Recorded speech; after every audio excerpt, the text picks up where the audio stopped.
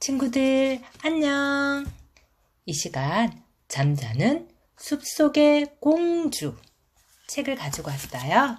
우리 함께 읽어보도록 해요. 등장인물 필립 왕자, 오로라 공주, 마녀, 요정들.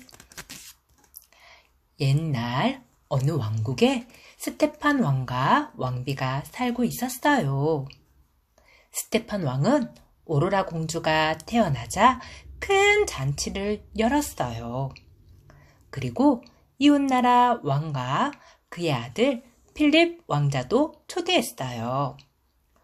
두 왕은 오로라가 16살이 되면 필립 왕자와 결혼시키기로 약속했어요. 새 요정들은 오로라를 위해 특별한 선물을 준비했어요.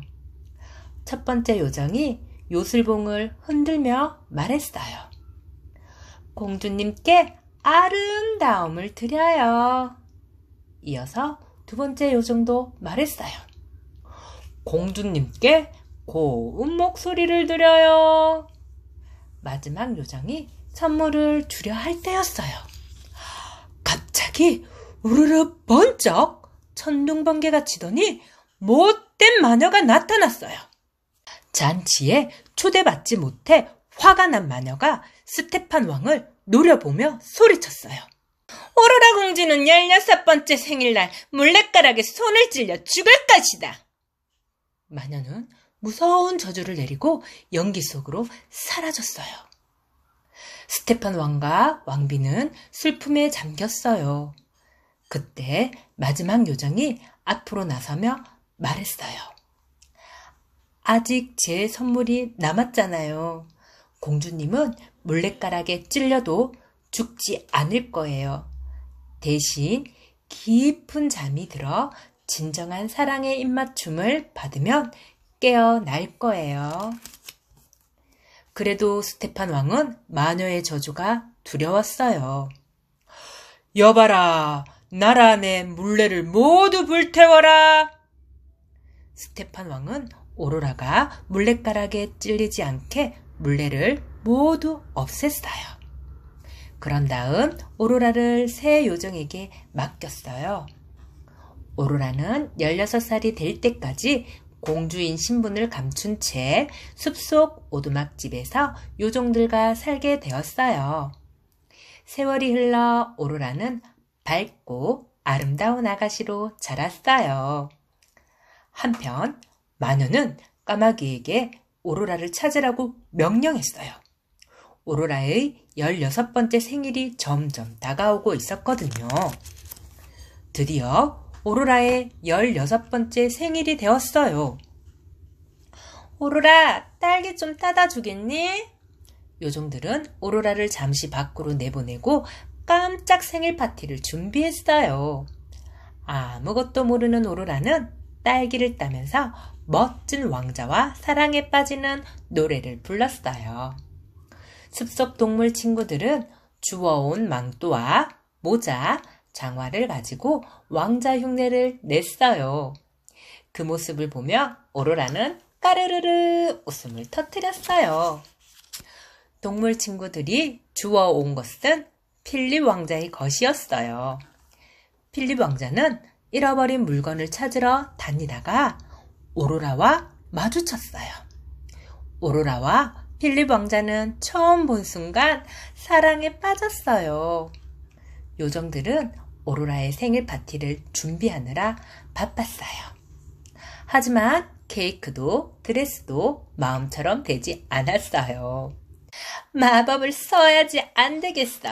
요정들은 오로라를 위해 마법을 쓰기로 했어요. 요정들은 마법을 쓰기 전에 오두막집의 문과 창문을 모두 막았어요. 마법의 가루가 새어나가면 마녀에게 들킬지도 모르니까요. 그런데 깜빡하고 굴뚝을 막지 않은 거예요. 그것도 모르고 요정들은 요술봉을 흔들기 시작했어요. 드레스를 다른 색깔로 바꾸어 보자. 요정들이 요술봉으로 드레스의 색깔을 바꿀 때마다 굴뚝에선 마법의 가루가 뿜어져 나왔어요. 눈치 빠른 마녀의 까마귀가 마법의 가루를 발견했어요. 오두막집으로 돌아온 오로라는 아름다운 드레스와 멋진 케이크를 보고 기뻐했어요. 오늘 정말 행복한 날이에요. 오로라는 요정들에게 숲에서 만난 멋진 청년에 대해 이야기해 주었어요. 이제 오로라에게 사실을 말할 때가 된 것 같아. 요정들이 천천히 말을 꺼냈어요. 사실 너는 이 나라의 공주란다. 이제 16살이 되었으니 이웃나라의 필립 왕자와 결혼해야 해. 하지만 오로라는 얼굴도 모르는 필립 왕자보다 숲에서 만난 청년이 더 좋았어요. 그 청년이 필립 왕자인 줄도 모르고 말이에요.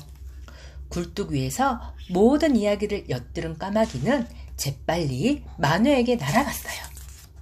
그날 밤 요정들은 오로라를 데리고 성으로 갔어요.